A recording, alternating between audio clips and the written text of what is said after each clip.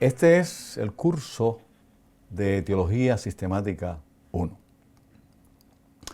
En el segmento anterior estábamos hablando sobre la controversia de Atanasio de Alejandría con Arrio.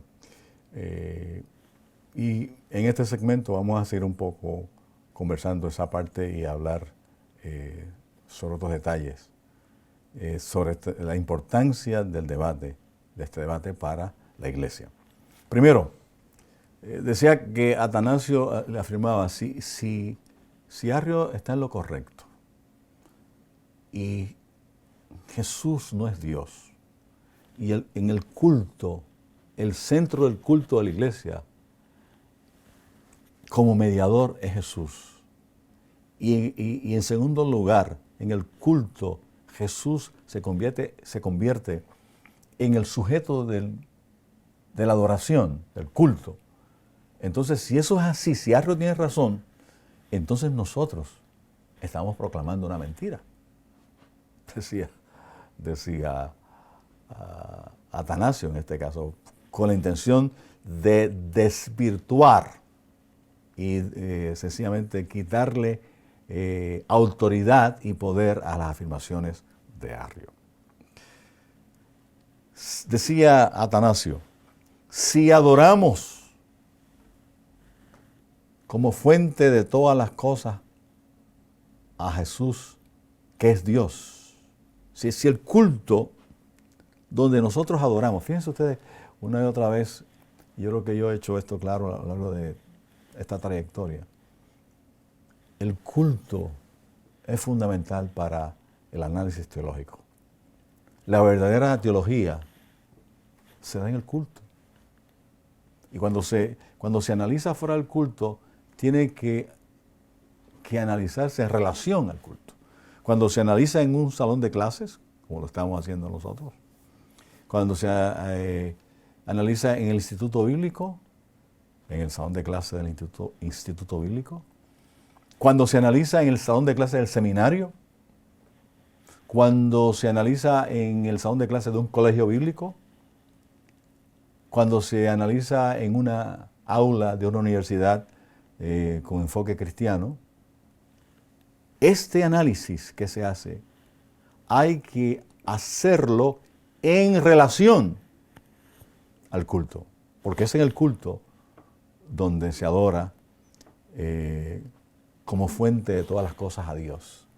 Y en ese culto, la iglesia primitiva adoraba a Jesús. En ese culto se expresaba además agradecimiento a Jesús por nuestra salvación que procede de Dios y es de Dios. Así que, decía Atanasio, en el culto nosotros miramos a Dios como nuestro Salvador y adoramos a Jesús como parte de ese proceso. Todo esto, sencillamente, decía en el caso de Atanasio, nos lleva a hacer y afirmar que quien mora en nosotros, también en el culto, como Espíritu Santo, es Dios. Por eso es que el culto es el lugar donde se nivela por la expresión de la adoración, por la expresión del encuentro sobrenatural entre Dios y el hombre, las afirmaciones teológicas más contundentes. Adoramos a aquel que es Dios, fuente de todas las cosas. Agradecemos a Dios nuestra salvación.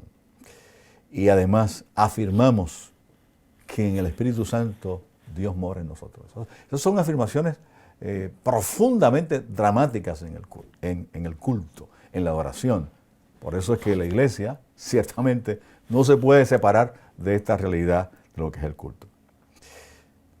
Aunque prevaleció la posición de Atanasio y del partido niceno, tampoco se resolvió el problema fundamental en este momento.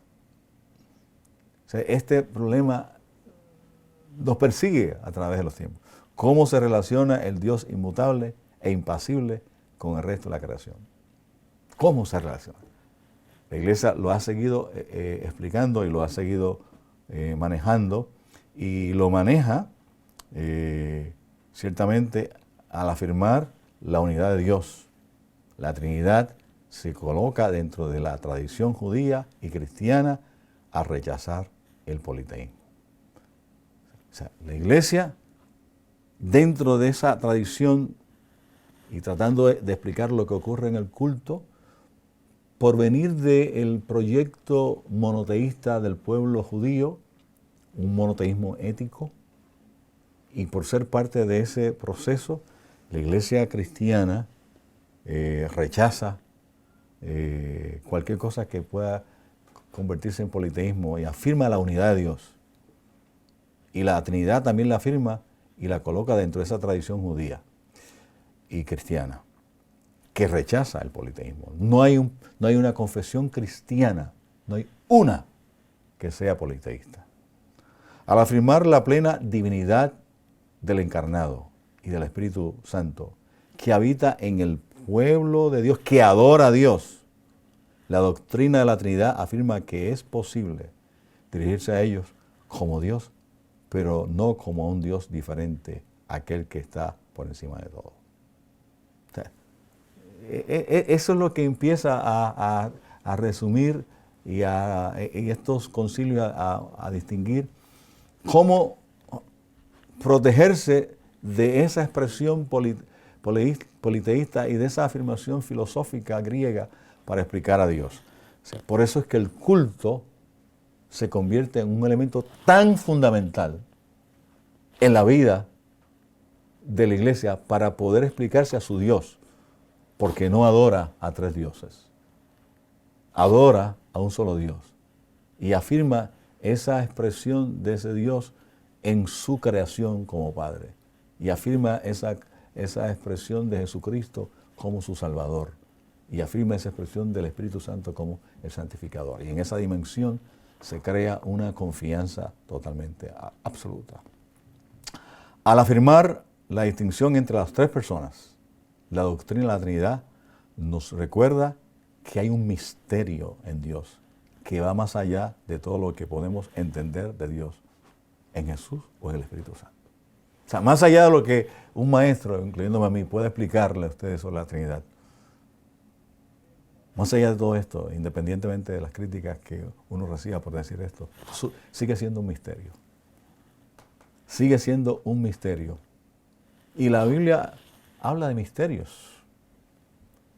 Habla del misterio de la salvación, del misterio de los últimos días. O sea, que esta es la realidad. Por eso es que no se puede quedar esto en el mundo de las ideas. No se puede quedar esto en el mundo del análisis frío cuando hablamos de Dios.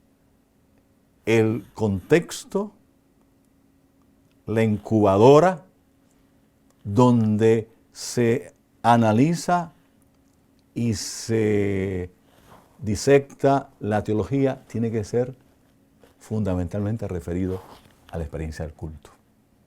Y fuera del culto se puede analizar como lo estamos analizando aquí, pero a la luz de la experiencia de un pueblo que ha experimentado a Dios,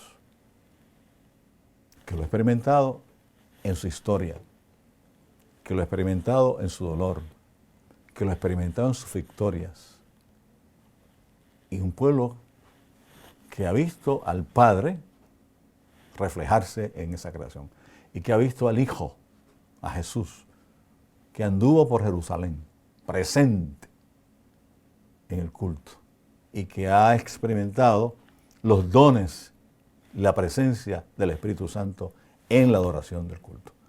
Es ahí a donde nos referimos, después de todo, a afirmar esta distinción entre los tres, esta doctrina de la Trinidad y este misterio que va más allá de todo lo que podemos entender de Dios en Jesús o en el Espíritu Santo.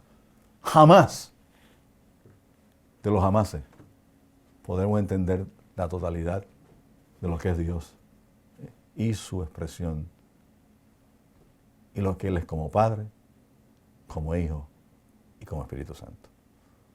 En el próximo segmento de esta discusión de esta clase ya empezaremos a hablar un poco más sobre Jesucristo directamente. Así es que nos vemos en el próximo segmento.